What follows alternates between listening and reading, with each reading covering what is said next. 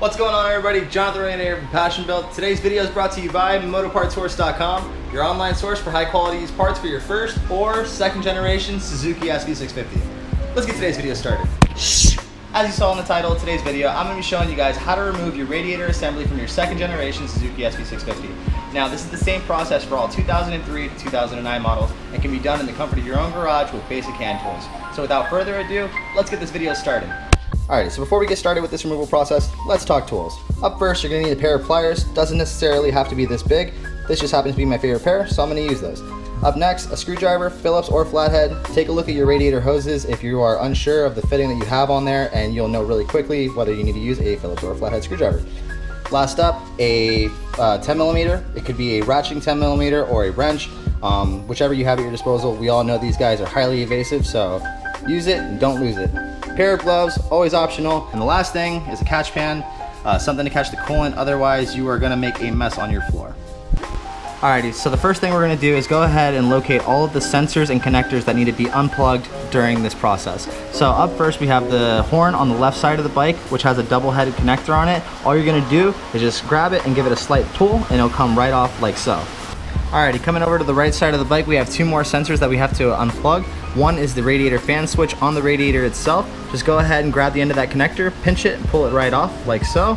Up next, you're gonna have one other connection to find, which is gonna be within the frame.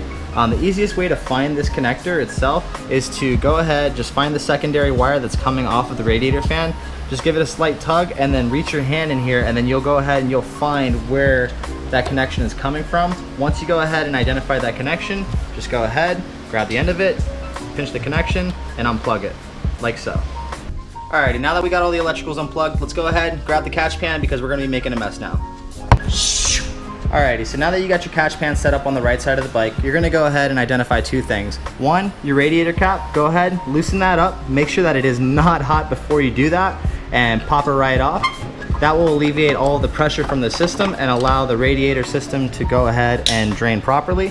Up next, we're gonna go ahead and locate our radiator or our coolant drain, which is on the water pump housing cover itself. It's only one 10mm bolt. Once you crack that bolt loose, it will drain all the coolant into your catch pan.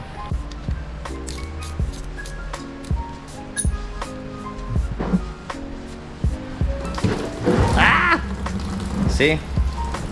Make a mess. Always making a mess.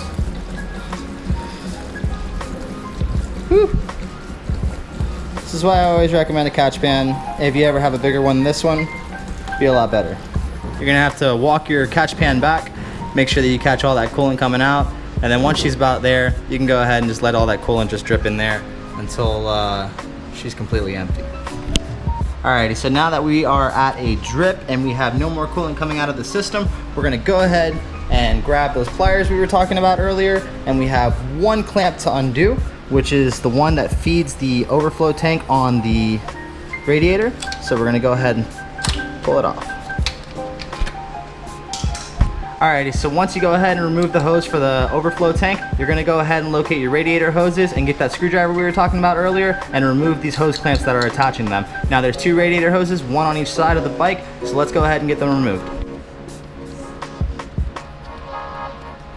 Alrighty, now once you've loosened up your hoses, remember there always may be a little bit of residual coolant in the lines. To avoid any more spillage, grab your catch pan, pull it as far up as possible, and then once you pull that hose off, just make sure that you kind of just aim it at the pan just in case. Luckily, there was no coolant left in this line. On to the next one.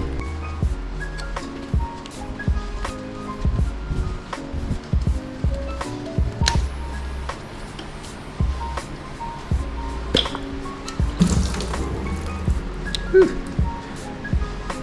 That's that residual I was talking about earlier.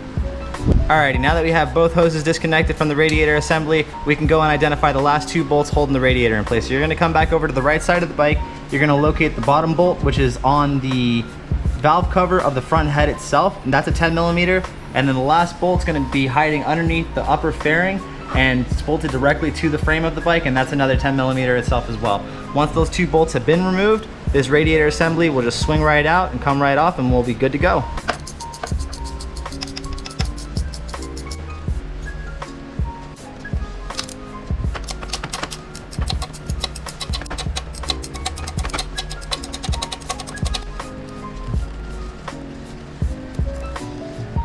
So once you've gone ahead and removed those two 10mm bolts, your radiator assembly should just come on out and swing free.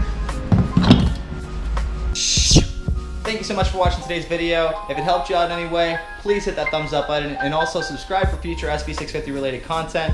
I'll be dropping some over the next few weeks to support my new brand, motopartsource.com. If you guys haven't checked that out already, please give it a look as well. Link in the description below. As always, I really appreciate you watching my video, and until the next one, I'll see you then. Peace.